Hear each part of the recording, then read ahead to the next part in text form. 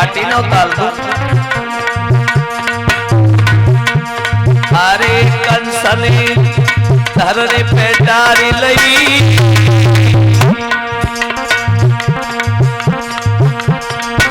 और कंबर से भगते गया जो बेदीन निकाल लई। तलवार की धमकी दे रहा है, लेकिन आज वहां कोई भी धैर्य बंधाने वाला नहीं। अरे धीर को कोई नहीं धर भैया, और बीच राह में बड़ी रोई रही देवकी सी भैया। कह रही है भैया तू अभी खुशी खुशी मुझे विदा कर रहा था, हो क्या गया तुझे?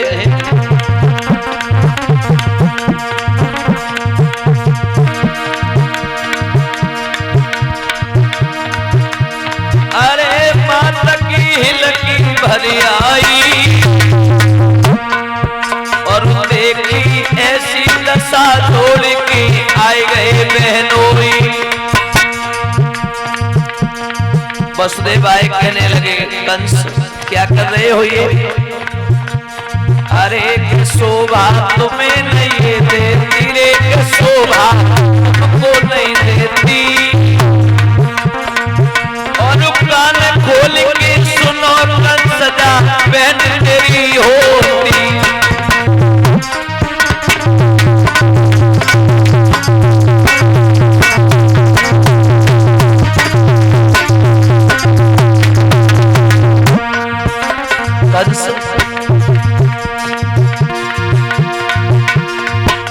मैं इसे अपनी आंखों के सामने मरने नहीं दूंगा।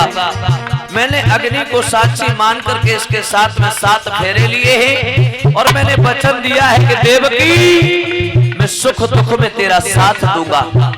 तुम इसे ना मारो, इसे छोड़ करके मुझे मार दो, क्योंकि तुम्हें इसकी संतान से खतरा है, और जब मैं मर जाऊंगा तो पत्नी की इतनी हिम्मत नहीं जो संतान को पैदा कर पाए।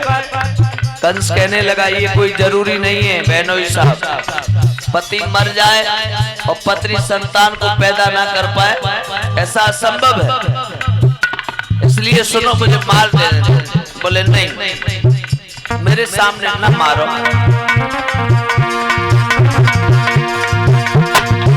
महाराज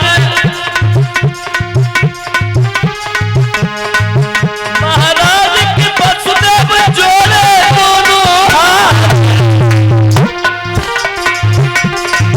और हाथ जोड़ के कहीं छोड़ दो मेरे अवतार।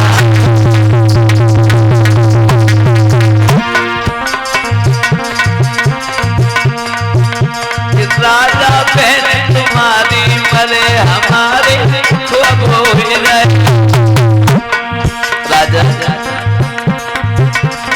राजा ने सो अब नहीं करो कि अब इस जग में है जाएगो।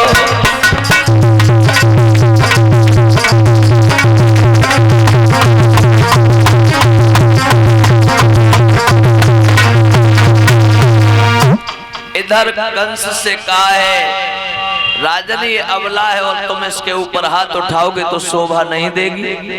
एक काम करो, एक बात बताओ, तुम्हें इस देवकी से खतरा क्या है? बोले अभी तुमने नहीं सुना, ये देवताओं ने जो आकाशवाणी की है ये हमारे लिए 8वीं संतान के द्वारा मरवाना चाहती है।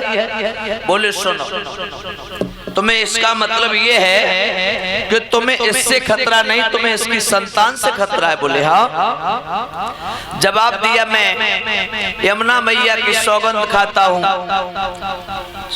मैं गोधन की सौगंध खाता हूँ, जो भी देवकी आज के बाद में संतान को पैदा करेगी मैं नारद से तुम्हें समर्पित करता जाऊंगा। भैया जब ऐसी शर्त कंस के सामने रखी, कंस ने देवकी और वसुदेव को छोड़ दिया। इनका गांव पड़ता था सौरी, उस गांव में ये आए, लेकिन ये शर्त अनुसार आए धीरे धीरे धीरे धीरे समय यूं ही बीतता गया। कहते हैं देवकी के जब समय बीतने पर पहला गर्भ आया है, पहले बालक को जन्म दिया है, तो वसुदेव जी ने उस बालक के लिए कहा है देवकी एक काम करो, इस बालक को हमें दे दो, क्योंकि हम कंस से वायदा करके अपनी और तुम्हारी जान बचा के आप आए हैं। ये जो पहला बालक है ये कंस राज के हवाले हमें करना है, आप इस बालक को दे दो। भैया देवकी से लेकर के उस बालक को गए हैं महाराज वसुदेव। बालक ले जा करके कंस के सामने जब पेश हुए तो कंस ने कहा है वसुदेव जी आप तो वायदा के पक्के निकले, और सुनो अब इस बालक को आप ले जाओ, हमारा काल तो 8वां बालक है, जब 8वां बालक पैदा हो तब उस बालक को लेके आना, ले जाओ इसे। वसुदेव जी उस बालक को लेके आए, देवकी को दिया, और देवकी के हाथ में जैसे वो बालक लगा तो देवकी लाखों दुआएं अपने भैया के लिए करने लगी, मेरे भैया को मेरी उम्र लग जाए, मेरे बेटा को मारा नहीं, भैया ने छोड़ दिया। और जब ये दृश्य उन देवताओं ने सुना कि अब तो कंस मरने में ज्यादा देर हो जाएगी, क्योंकि इसे तो बरदुआओं की जगह दुआएं मिलने लग गई, तो देवताओं ने बाबा नारद को भेजा और ये कहा कि नारद कंस को जाकर के ऐसे भ्रमित करो कि इसके पापों की संख्या और बढ़ जाए। तो नारद गए हैं अष्टपंखुड़ी वाला कमल का पुष्प लेके। भोजराज कंस के जब कचहरी में गए तो कंस से पूछा कहो कंस कैसी गुजर रही है? बोले बाबा जी बहुत बढ़िया गुजर रही है, जैसी भी है ठीक है। बोले चेहरा तो नहीं बता रहा है कि तुम खुशहाल हो, कोई ना कोई बात तो है। कंस ने बताया कि बात यह है कि मैं जब अपनी बहन को विदा कर रहा था तो उस समय देवताओं ने आकाशवाणी की थी कि 8वां बच्चा इसका जो होगा वो हमें मौत के घाट उतारेगा। बाबा बोले कुछ हुआ कि अभी नहीं।